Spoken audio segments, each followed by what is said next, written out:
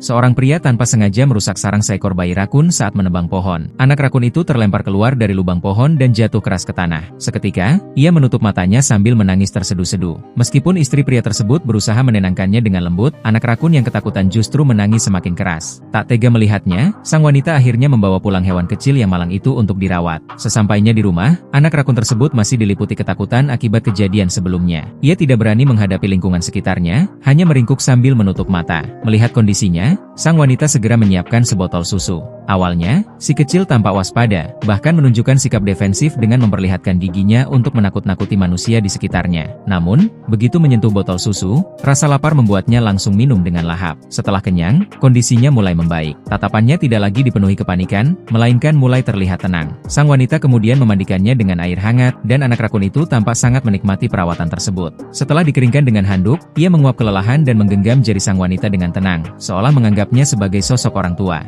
Tak lama kemudian, ia pun tertidur pulas dalam pelukan kasih sayang. Di bawah perawatan penuh perhatian dari keluarga tersebut, anak rakun perlahan-lahan mulai membuka diri. Ia mulai menjelajahi rumah dan menunjukkan ketergantungan pada sang wanita, sering mendekat untuk meminta digendong. Kasih sayang yang tulus membuatnya tumbuh menjadi lebih ceria dan percaya diri, menemukan rasa aman baru di lingkungan tersebut. Setiap hari, ia diberi susu dan camilan, serta berbagai mainan agar tidak merasa bosan. Karena sering mengalami mimpi buruk dan tidur tidak nyenyak, sang wanita bahkan menyiapkan sebuah tempat tidur gantung agar ia bisa beristirahat dengan lebih nyaman. Anak rakun ini juga sangat menyukai makanan, baik buah maupun camilan, semuanya ia lahap tanpa pilih-pilih. Ia bahkan kerap mencuri makanan dari lemari es dan bersembunyi untuk menikmatinya, hingga tubuhnya mulai terlihat semakin bulat. Seiring waktu, ia benar-benar menjadi bagian dari keluarga tersebut, membawa keceriaan dan kehangatan. Sang pria pun sangat menyayanginya, sering bermain dan mengelusnya setiap hari. Kucing di rumah menjadi sahabatnya, selalu bersama kemanapun ia pergi, sementara anjing keluarga tersebut memperlakukannya layaknya adik, bahkan mengajaknya berjalan-jalan. Dalam suasana penuh kasih itu, anak rakun menjadi semakin aktif dan usil.